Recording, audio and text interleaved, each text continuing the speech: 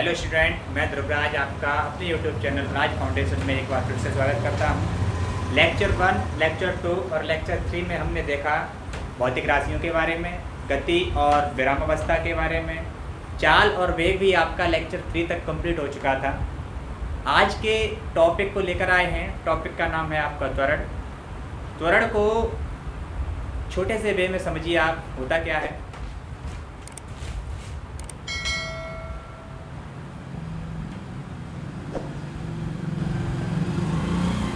वेग जब बदलता है, समय के साथ साथ जब आपका वेग बदलता है तो उसको एक भौतिक राशि के द्वारा प्रदर्शित किया जाता है, जिसको हम फिजिक्स की भाषा में त्वरण कहते हैं। त्वरण की परिभाषा आपको कुछ इस तरीके से दी जाएगी। किसी वस्तु के वेग परिवर्तन की दर को, किसी वस्तु के वेग परिवर्तन की दर, अब वेग परिवर्तन की दर किसके साथ लेनी है, किसके रेस्पेक्ट में लेनी है, वो आपका होगा समय। तो परिभाषा को आप इस तरीके से बोलेंगे, किसी वस्तु के समय के साथ वेग परिवर्तन की दर को त्वरण कहते हैं। त्वरण को स्मॉल a से प्रदर्शित किया जाता है। त्वरण एक सदिश राशि होती है। अगर मैं इसका फॉर्मूला बनाना चाहूँ तो कुछ इस तरीके से होगा, त्वरण a बराबर वेग परिवर्तन बट्टे समयांतराल। अब बात आती है वेग परिवर्तन की, तो यहाँ पर हम आपको थोड़ा नॉलेज के लिए बता दें, किसी भी वस्तु का जो प्रारंभिक वेग होगा उसको हम फिजिक्स की भाषा में u से शो कराएंगे, और किसी भी वस्तु का जो अंतिम वेग होगा उसको हम v से शो करा रहे होंगे। तो जब भी किसी भी परिवर्तन की बात होती है तो परिवर्तन को आप, जैसे मैं कहूँ वेग परिवर्तन, यहाँ आपके लिए मैं यहाँ वेग परिवर्तन की बात करूँगा, टॉपिक है तो वेग परिवर्तन कैसे निकालेंगे, अंतिम वेग में से आप प्रारंभिक वेग को घटा दीजिए, तो जिससे आपको मालूम पड़ जाएगा कि वेग में कितना परिवर्तन हुआ है। परिवर्तन को हम एक और एग्जांपल के थ्रू समझेंगे। जैसे फॉर एग्जांपल, मेरे पास कोई एक एल लंबाई की छड़ है, तो इसकी प्रारंभिक लेंथ को मैं ऐसा करता हूँ L1 मान लेता हूँ थोड़ी देर के लिए। जब मैंने इसको गर्म किया तो इसकी लेंथ जाहिर सी बात है बढ़ेगी, तो इसकी लेंथ मैंने कितनी कर दी, L2 कर दी। अब बात आती है, अब मैं ये कहूँ कि इसकी लंबाई में आपने कितना परिवर्तन कर दिया, तो आप कुछ इस तरीके से कह रहे होंगे, सर L2 जो लंबाई है, बाद में जो लंबाई बढ़ी है उसमें से आप प्रारंभिक लंबाई को घटा दीजिए, तो जो आपका रिजल्ट निकल के आएगा ना, वही आपकी क्या कहेगी, लंबाई में परिवर्तन। ठीक है, तो मुझे लग रहा है परिवर्तन आप यहाँ से समझ चुके होंगे। अब बात आती है फॉर्मूले को जनरेट करना है मैथमेटिकली लैंग्वेज में, तो त्वरण को किससे व्यक्त करेंगे, a से। वेग परिवर्तन क्या हुआ आपका, v माइनस u। समय अंतराल को आप किससे शो करा रहे होंगे, t से। यहाँ एक छोटा सा पॉइंट है, जिस बच्चे के मन में डाउट हो तो मैं बता दूंगा आपको। समय अंतराल, समय अंतराल से मतलब होता है समय में भी आपने अंतर निकाला होगा, तो प्रारंभिक समय क्या लिया होगा, t1। कुछ देर बाद जब आपने वेग बदला होगा तो आपका समय कितना हो गया होगा, t2। तो जो प्रारंभिक समय है वो t1 बराबर कितना रहा होगा, 0। जब आपने कंसिडर किया होगा इस टाइम को तो वहाँ कितना रहा होगा, 0।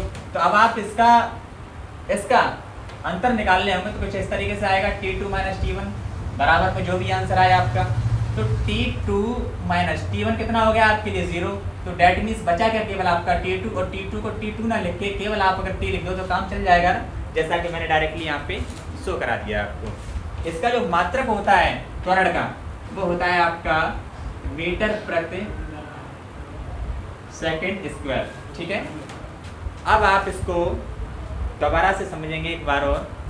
किसी वस्तु के समय के साथ अगर वेग में परिवर्तन हो रहा है तो उसको हम एक भौतिक राशि के द्वारा व्यक्त करते हैं, इसको त्वरण कहा जाएगा। त्वरण जो होता है वो दो प्रकार का होता है। नंबर 1 धनात्मक त्वरण, नंबर 2 ऋणात्मक त्वरण, जिसको मंदन कहा जाता है। त्वरण जो होता है दो प्रकार का होता है, धनात्मक त्वरण और ऋणात्मक त्वरण। अगर किसी वस्तु का वेग परिवर्तन वेग की ही दिशा में हो तो वहाँ पर धनात्मक त्वरण आ रहा होगा। अगर किसी वस्तु की वेग परिवर्तन वेग की विपरीत दिशा में हो तो वहाँ पे जो त्वरण निकल के आ रहा होगा उसको ऋणात्मक त्वरण कहेंगे।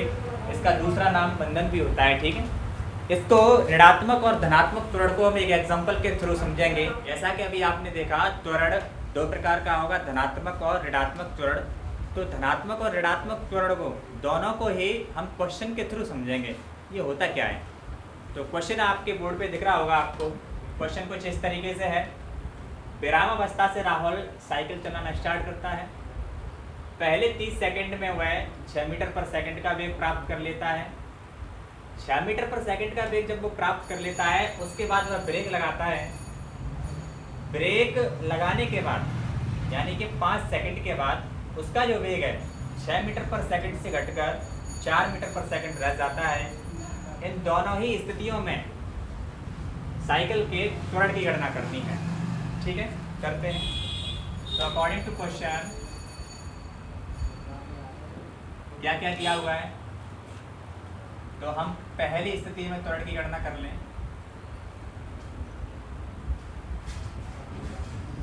पहली स्थिति में प्रारंभिक वेग, वैसे तो मैं यूँ लिखता है लेकिन फर्स्ट कंडीशन डाल दी इसलिए मैं यहाँ पर लेके चल रहा हूँ। राहुल की जो साइकिल है वो विरामावस्था से चलना स्टार्ट हुई है, अर्थात उसका जो प्रारंभिक वेग होगा वो कितना होगा, 0 रहा होगा। समय t1 कितना लिया है उसने, 30 सेकंड लिया है। और आपका जो लास्ट वेग तक वो पहुंचा कितना था, 6 मीटर पर सेकंड। तो इस स्थिति में जो त्वरण होगा वो क्या होगा, a1। तो पहली स्थिति में त्वरण की गणना करते हैं। तो वी नो डैट, हम जानते हैं त्वरण a1 बराबर b1 minus u1 upon t1। ठीक है, मान लगा दीजिए आप a1 बराबर b का कितना 6 माइनस 0 अपॉन कितना 30। a1 बराबर 6 अपॉन 30 बराबर 1/5 बोले तो 0.2 मीटर पर सेकंड। ये जो त्वरण का मान आ रहा है ना ये धनात्मक है। ठीक है, अब दूसरी कंडीशन में क्या हुआ,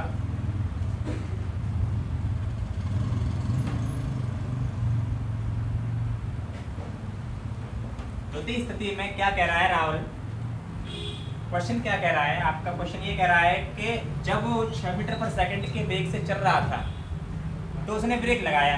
कहने का तात्पर्य ये हुआ कि आपका जो प्रारंभिक वेग है यानी कि आप उसको u2 से शो करा रहे होंगे वो किसके बराबर होगा, v1 के बराबर होगा, क्योंकि 6 मीटर पर सेकंड के वेग पर पहुंचने के बाद ही उसने ब्रेक लगाए हैं। अर्थात यहाँ पर ये अंतिम वेग था। दूसरी स्थिति के लिए ये क्या बन गया, प्रारंभिक वेग, यानी कि आपका 6 मीटर पर सेकंड। ठीक है, समय कितना लिया है इसने, 5 सेकंड। और आपका अंतिम वेग जो रहा है यानी v2 वो कितना रह गया है, 4 मीटर पर सेकंड। तब इस स्थिति में क्या निकालना है, त्वरण। तब इस स्थिति में हमें त्वरण ज्ञात करना है। तो देखिए आगे वी नो डैट a2 बराबर v2 minus u2 upon t2। v2 कितना रहा है आपका, 4 मीटर पर सेकंड। v1 कितना रहा है आपका, सॉरी u2 कितना रहा है आपके 6 मीटर पर सेकंड। टाइम कितना लिया है आपने, 5 सेकंड, यानी कि माइनस के 2/5। आप जब डिवाइड दे रहे होंगे तो माइनस के 0.4 मीटर पर सेकंड स्क्वायर। अब आप यहाँ देख पा रहे होंगे पहली स्थिति में जो त्वरण है वो 0.2 मीटर पर सेकंड स्क्वायर है प्लस का। दूसरी स्थिति में जो त्वरण निकल के आया है वो है आपका माइनस के 0.4 मीटर पर सेकंड स्क्वायर। इस स्थिति को आप मंदन की स्थिति भी कह सकते हैं, क्योंकि चिन्ह यहाँ पे किसका आ चुका है, आपका माइनस का आ चुका है। ठीक है, आपका ये क्वेश्चन सॉल्व हो चुका है पूरा, और आपको प्लस और माइनस यानी अर्थात ये धनात्मक त्वरण की स्थिति है और ये ऋणात्मक त्वरण की स्थिति है। आई होप आपको धनात्मक और ऋणात्मक त्वरण दोनों में अंतर समझ में आ चुका होगा। गति का ग्राफिक प्रदर्शन कुछ इस तरीके से रहा होता है। ड्रॉ नंबर 1 में आप देख रहे होंगे दूरी और समय के बीच में अगर हम एक ग्राफ खींचें और वस्तु की जो चाल है वो एक समान रहे तो आपका ग्राफ जो होता है एक सरल रेखा में प्राप्त होता है। और दूरी एवं समय के साथ अगर दूसरा ग्राफ खींचें लेकिन उसकी चाल या उसका वेग बदलता रहे, कंटिन्यू बदल रहा है, तो वो हमें एक वक्र रेखा में प्राप्त होता है। अर्थात ग्राफ जो होगा असमान चाल के लिए या असमान वेग के लिए दूरी और समय के बीच एक वक्र रेखा में प्राप्त हो रहा होगा, जैसा कि आप चित्र नंबर 2 में देख पा रहे होंगे। अब बात करते हैं गति के समीकरणों की। तो गति के समीकरणों का स्टार्टअप कुछ इस तरीके से रहा होता है। यदि कोई वस्तु एक समान त्वरित गति करती है तो उसके त्वरण और उसके स्थिति के बारे में और समय के बारे में जिन समीकरणों के द्वारा हम आपको कुछ समझा पाते हैं या उनमें संबंध बता पाते हैं, इन्हीं को गति के समीकरण कहते हैं। गति के समीकरणों का निष्पादन वैज्ञानिक न्यूटन ने किया था। इन्होंने गति से संबंधित 3 समीकरण दिए थे। तो प्रथम समीकरण कुछ ये है, v बराबर u प्लस ए टी। दूसरा समीकरण है s बराबर u t plus half a t square. तीसरा समीकरण है v स्क्वायर बराबर यू स्क्वायर प्लस 2as। ये जो आपको समीकरण दिखाई दे रहे हैं ये सभी त्वरित गति के समीकरण हैं। इनको हम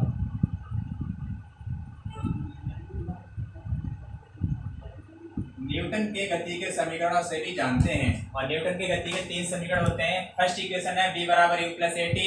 सेकेंड इक्वेशन s बराबर u t plus half a t square. Third equation v बराबर v square equal to u square plus 2as।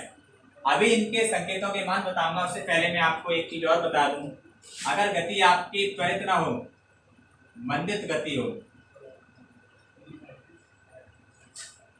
कुछ बच्चे कंफ्यूज हो रहे होंगे त्वरित गति और मंदित गति क्या होती है, तो आपको एक बार और समझा दूं। अगर आपके किसी भी वस्तु का वेग समय के साथ साथ बढ़ रहा होता है तो वहाँ पे त्वरित गति होती है, ठीक है। जैसे कि आप बाइक चलाते हैं तो बाइक का क्या होता है, स्पीड कंटिन्यू बढ़ती चली जाती है। फर्स्ट गियर में बाइक की स्पीड कुछ कम रही होती है, सेकंड गियर को जब आप चेंज करते हैं तो स्पीड बढ़ जाती है, थर्ड को चेंज करते हैं तो थोड़ा और बढ़ जाती है। उस टाइम पे वहाँ पे आप उस बाइक की गति को त्वरित गति कह सकते हैं, ठीक है। जैसे ही आप 60 की स्पीड पे यानी गियर 4 पे चल रहे होते हैं, आपको सामने से कोई बच्चा आता हुआ दिखाई देता है या कोई गड्ढा दिखाई देता है या कोई ब्रेकर दिखाई देता है, तो आपको उस टाइम पे वहाँ पे अपनी स्पीड को कम करना होता है, यानी गियर को निकालना भी होता है। तो जैसे जैसे आपकी स्पीड वो 60 मीटर पर सेकंड की स्पीड से कम आ रही होगी तो उस टाइम पे आपकी स्पीड कम हो रही होगी, अर्थात वहाँ पे आपका जो त्वरण धनात्मक ना होके ऋणात्मक होगा, जिसको आप कह रहे होंगे मंदित गति, ठीक है, यानी मंद पड़ जाना। और मंद कब पड़ेंगे, जब आप हाई लेवल से अप लेवल की तरफ जाएंगे, ठीक है। तो मंदित गति के समीकरण में क्या है, v बराबर u, यहाँ पे आपका क्या था प्लस, ये जब था त्वरित गति के समीकरण यानी धनात्मक त्वरण था। अब आपका त्वरण जो होगा वो कैसा होगा, ऋणात्मक। तो v बराबर u माइनस 8, पहला इक्वेशन आपका v बराबर u माइनस 80। सेकेंड इक्वेशन आपका हो जाएगा s बराबर यू टी माइनस 1/2 स्क्वायर। और थर्ड इक्वेशन आपका हो जाएगा बी स्क्वायर बराबर यू स्क्वायर माइनस के 2as। ये आपकी दोनों ही स्थितियों के समीकरण हैं, त्वरित गति के समीकरण और मंदित गति के समीकरण। अब इसी में मैं एक चीज और आपको बताना चाहूंगा नेक्स्ट लेवल की, उसको मैं आपको पहले परिभाषा बता दूं। गुरुत्वीय त्वरण, जैसे कि परिभाषा आप बोर्ड पे देख रहे होंगे। गुरुत्वीय त्वरण जो होता है अर्थात ग्रेविटी से समझिए आप, जब भी आप किसी चीज को छोड़ते हैं तो स्वतंत्रता पूर्वक पृथ्वी की तरफ गिरती है। ऐसा क्यों होता है, क्योंकि पृथ्वी का आकर्षण उन सभी चीजों को अपनी ओर आकर्षित करता है। तो गुरुत्वीय त्वरण अर्थात इसको हम जी से शो कराते हैं। और गुरुत्वीय त्वरण जब भी होगा जब आपकी गति ऊपर से नीचे की तरफ या नीचे से ऊपर की तरफ हो रही हो। आपकी गति सरल रेखा में होगी तो वहां पे वेगी त्वरण आएगा, जिसको हम कहते हैं ए। और अगर आपकी गति अप टू डाउन या डाउन टू अप हो रही है तो वहाँ पे फिर ए नहीं आता है, ये किसमें चेंज हो जाता है, जी में, जिसको हम बोलते हैं गुरुत्वीय त्वरण। अगर आप किसी वस्तु को पृथ्वी तल के पास स्वतंत्रता पूर्वक छोड़ दें तो उसके प्रति सेकंड वेग में जो परिवर्तन होगा उसको हम गुरुत्वीय त्वरण कहेंगे। इसे जी से शो करते हैं। जी की वैल्यू आप जानते ही हैं पृथ्वी तल पर कितनी होती है, 9.8 मीटर पर सेकंड स्क्वायर। जरूरी नहीं है हर जगह पे जी की वैल्यू 9.8 ही हो, जी के मान में परिवर्तन भी होता है प्लेस टू प्लेस, यानी जगह से जगह पर चेंज करते हैं या दूसरी जगह पर हम जाते हैं तो वहाँ पे जी की वैल्यू कम भी हो सकती है। तो मैं आपको बता दूं, अगर आपका गति सीधी रेखा में रहोगे ऊपर से नीचे या नीचे से ऊपर हो, तो सबसे पहली कंडीशन क्या है कि जब कोई वस्तु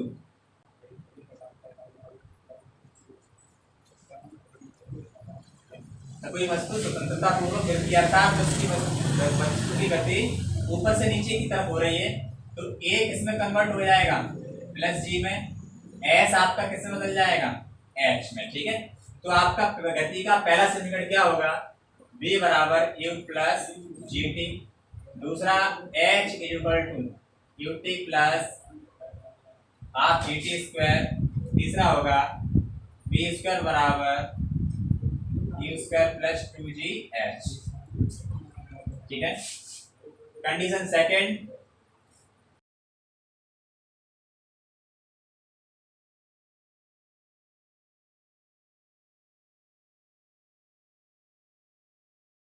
जब कोई वस्तु गुरुत्वीय त्वरण के विरुद्ध गति करे अर्थात नीचे से ऊपर की गति करे तो क्या होगा a कन्वर्ट होगा किसमें माइनस के g में और s तो आपका h में कन्वर्ट है ही है। उस टाइम पे गति के जो 3 समीकरण होंगे वो इस तरीके से शो होंगे v बराबर q minus G T, h बराबर u T minus half g t square, तीसरा समीकरण होगा आपका v स्क्वायर बराबर u स्क्वायर माइनस के 2gh। उम्मीद है आपको गति के तीनों समीकरण चारों फॉर्म में त्वरित गति के समीकरण, मंदित गति के समीकरण, ये होंगे सरल रेखीय गति के समीकरण हैं। अगर आपकी वस्तु कोई ऊपर से नीचे की तरफ गति कर रही है तो वहां पर फिर रेखीय त्वरण ना लेके गुरुत्वीय त्वरण को लेते हैं, दूरी ना लेके ऊंचाई को कंसीडर करते हैं। और अगर आपकी कोई वस्तु गुरुत्वीय त्वरण के विपरीत दिशा में अर्थात नीचे से ऊपर की तरफ गति करती है तो a इक्वल टू माइनस के जी, s इक्वल टू s जो कराएंगे। चारों समीकरण आपके बोर्ड में दिखे हुए हैं। यदि समीकरणों को क्वेश्चन पे यूज कैसे करेंगे तो मैं आपको एक छोटा सा पॉइंट बता दूं।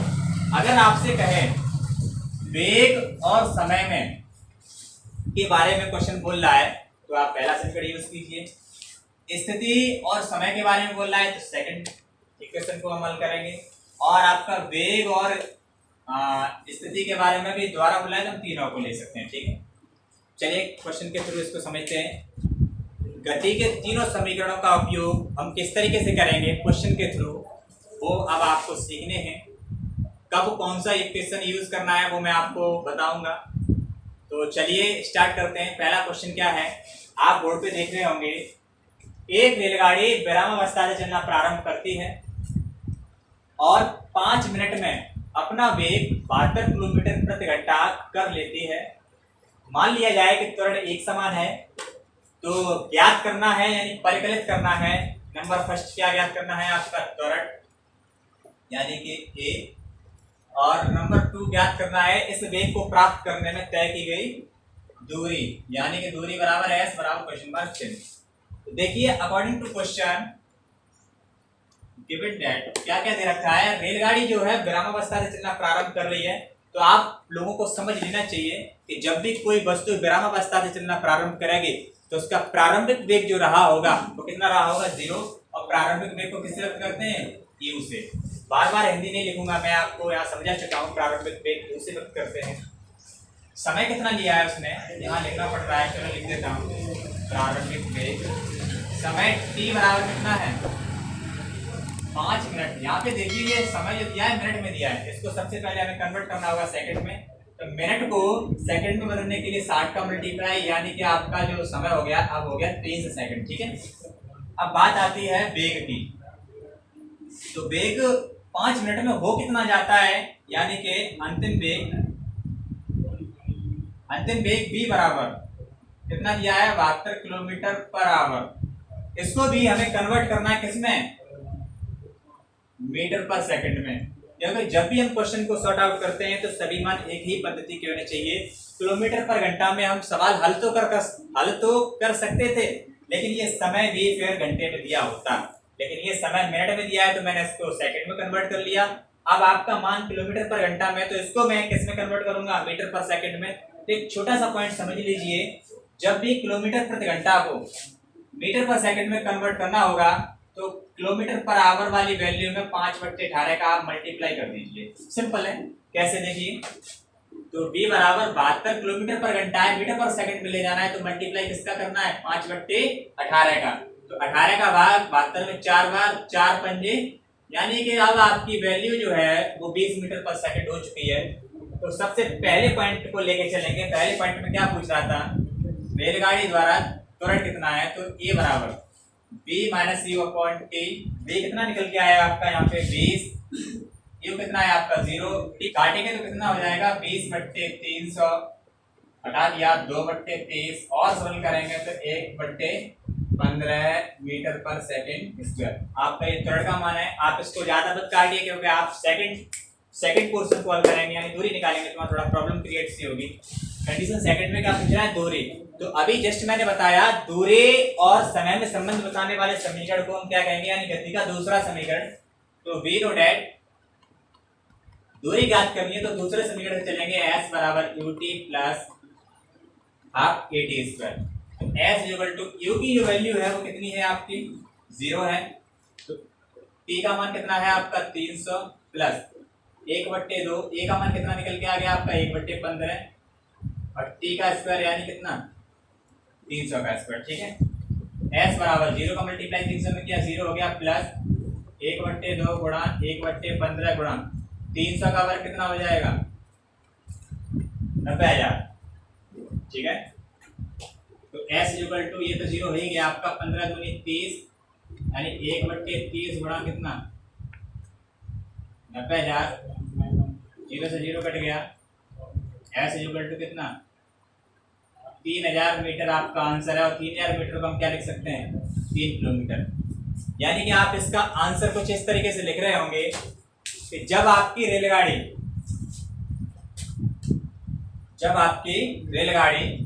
5 मिनट में 72 किलोमीटर पर घंटा की स्पीड प्राप्त कर रही होगी, उस टाइम पे वो 3 किलोमीटर की दूरी तय कर चुकी होगी। ठीक है, क्वेश्चन गति से संबंधित एक छोटा सा क्वेश्चन और है।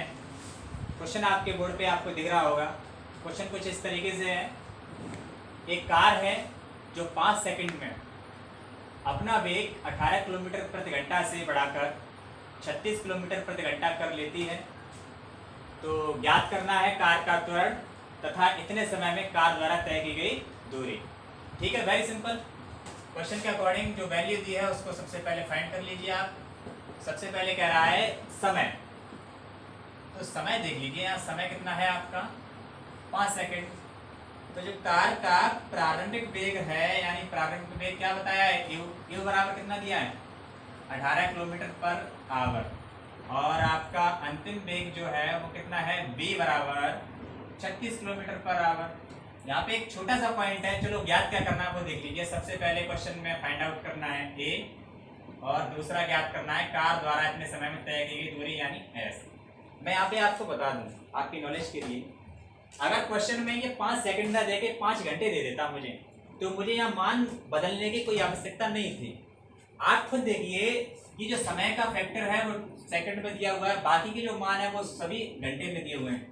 तो आपको ज्ञात होना चाहिए कि जब भी हम क्वेश्चन सॉर्ट आउट करते हैं तो सभी वैल्यू एक ही पद्धति की होनी चाहिए हमारे पास। ठीक है, तो या तो आप सेकंड को घंटे में कन्वर्ट कर लो, कोई प्रॉब्लम नहीं है, या फिर आप किलोमीटर पर घंटा को चेंज करके मीटर पर सेकंड में कर लीजिए।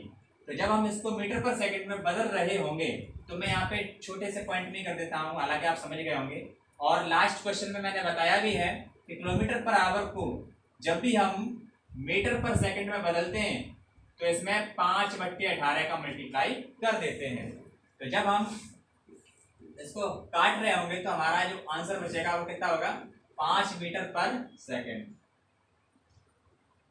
यानी अब आपका प्रारंभिक वेग 18 किलोमीटर प्रति घंटा न होके कितना हो गया 5 मीटर पर सेकंड। बात तो वही लिखी हुई है लेकिन हमने इसकी पद्धति को बदल दिया। ठीक है, अगला क्या है 36 किलोमीटर पर घंटा, इसको भी कन्वर्ट करते हैं 36 गुणा 5/18 काटेंगे तो कितना 10 मीटर पर सेकंड। तो अब आपको जो वैल्यू कंसीडर करनी है यू और वे की वो 18 और 36 नहीं करनी है, अब आपको 5 और 10 करनी है। ठीक है, तो सबसे पहले क्वेश्चन में पूछा था त्वरण, तो वी नो डैट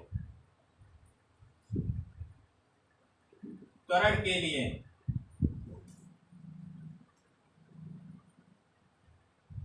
गति के प्रथम समीकरण से निकाल लीजिए, या आपको गति का फॉर्मूला आता है तो सॉरी त्वरण का फॉर्मूला आता है तो वेरी सिंपल है। आप देखिए गति का प्रथम समीकरण होता क्या है, v बराबर u प्लस at। हमें यहाँ से ए का मान निकालना है, तो मैं इस फॉर्मूले को त्वरण के फॉर्मूले को थोड़ा कनेक्ट करा दूंगा आपके लिए। आपने त्वरण लास्ट वीडियो या इसी चैप्टर में देखा था, a equal to b minus u upon t. ये कहीं बाहर से नहीं आता है, ये इसी फॉर्मूले से आता है। आता कैसे वो आप देख लीजिए, ये उधर प्लस का इधर ट्रांसफर कर रहे होंगे तो किसका हो गया माइनस का, इधर कितना रह गया 80। मान का चाहिए ना, तो टी इधर क्या कर रहा है, टी मल्टीप्लाई में जब आप इधर भेजेंगे तो कितना आएगा भाग में, तो आपकी ओवरऑल जो वैल्यू बन रही होगी वो होगी a बराबर b minus u upon T. इस फॉर्मूले में और इस फॉर्मूले में कोई भी डिफरेंस है क्या? ये डायरेक्टली आप त्वरण का फॉर्मूला याद करते हैं, ये जो है ना गति का प्रथम समीकरण है, तो आप यहाँ से भी निकाल सकते हैं। मान लगा दीजिए, मान क्या है आपके देखेंगे, a बराबर b minus u upon T, यानी कि 10 माइनस 5 बट्टे कितना 5, 10 में से 5 गए 5 बट्टे 5 काटेंगे तो कितना 1 मीटर पर सेकंड स्क्वायर। ये आपका निकल के आ गया त्वरण, यानी कार का कितना त्वरण है 1 मीटर पर सेकंड स्क्वायर। क्वेश्चन नंबर 2 में क्या कह रहा है कि 5 सेकंड में अर्थात 18 किलोमीटर पर घंटा का वेग था 36 किलोमीटर पर घंटा हो गया, इन दोनों के बीच में यानी जो कार ने तय की गई दूरी होगी वो कितनी होगी? तो आप या तो गति का दूसरा समीकरण लगा दो या फिर आप गति का तीसरा समीकरण लगा दो। तो मैं गति के दूसरे समीकरण का तो यूज लास्ट क्वेश्चन में करा चुका हूं, अब मैं आपको तीसरे क्वेश्चन को यूज बताता हूं कैसे होगा। तो तब दूरी के लिए गति के तृतीय समीकरण से, गति का तृतीय समीकरण क्या था, कुछ इस तरीके से था, बी स्क्वायर बराबर यू स्क्वायर प्लस 2as। हमें यहाँ से मान s का निकालना है, तो बाकी की चीजें सब ट्रांसफर कर दो, एक साइड पे s को खुला छोड़ दो बस आप। तो आप देखेंगे ओवरऑल यू स्क्वायर इधर आएगा तो b square minus u square और 2a मल्टीप्लाई का इधर आएगा तो भाग में इधर क्या रह गया होगा, केवल आपका s रह गया होगा। s आप चाहे LHS में लिख लो चाहे RHS में, बराबर की बात तो आप समझते ही हैं। अगर मैं लिख दूं 4 बराबर 5 या 5 बराबर 4 तो दोनों ही मान एक दूसरे के बराबर है, कोई बड़ी बात नहीं है। तो मैं कुछ इस तरीके से लिखूंगा s equal to b square का मतलब आप समझ पा रहे होंगे, बी स्क्वायर का मतलब 10 का स्क्वायर, 10 के स्क्वायर माइनस यू स्क्वायर का मतलब 5 का square upon 2a। 2 into a का मान कितना निकाला हमने 1, तो हमने यहाँ मल्टीप्लाई कर दिया।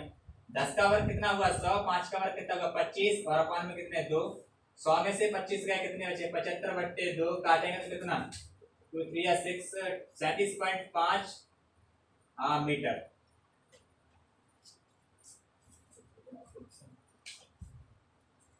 ठीक है, यानी 5 सेकंड में कार ने 37.5 मीटर की दूरी तय कर ली होगी। ठीक है।